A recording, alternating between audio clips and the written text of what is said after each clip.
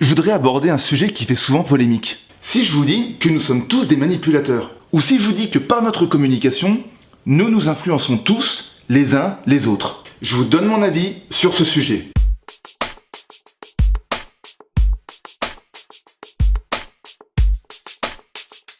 Nous sommes des êtres de communication et par ce fait, nous ne pouvons pas ne pas communiquer.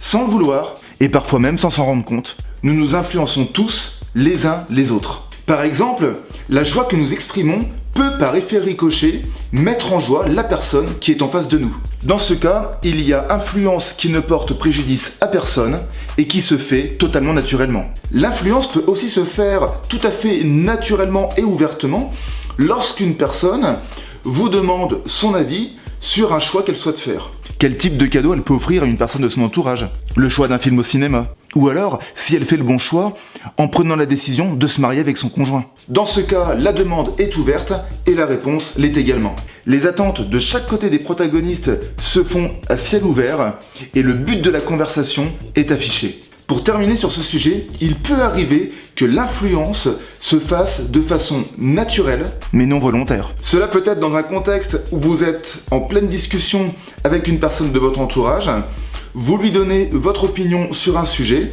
et la personne qui est en face de vous est touchée par votre avis. Dans ce cas, votre opinion l'influencera sans même que vous vous en rendiez compte. On peut donc en conclure que l'influence est indissociable de notre communication. Maintenant, je vous propose qu'on parle de la manipulation.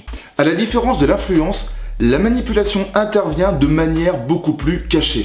Elle consiste à amener quelqu'un à ce qu'il fasse à ce que l'on voudrait le voir faire. Toi, si t'es gentil, t'iras au paradis. Comment ça, je te demande 10 000 euros? Je te demande de réfléchir parce qu'il n'y aura pas assez de place pour tout le monde. Si tu veux pas de mon aide, c'est à toi de voir. Dans ce cas, ce n'est pas le bien de l'autre qui est visé, mais bien la satisfaction d'objectifs personnels aux dépens de l'autre. La pression est cachée et des pseudo-arguments déguisent une demande non formulée et clairement explicitée. Avant de vous quitter, j'aimerais vous poser une question. Au final, est-ce que nous n'avons pas tous déjà utilisé des techniques de manipulation pour obtenir quelque chose en retour? Je vous laisse réfléchir là-dessus. N'hésitez pas à me laisser vos commentaires dans la zone dédiée pour ça. En attendant de se retrouver, je vous souhaite une très bonne semaine et je vous dis à lundi prochain. Ciao!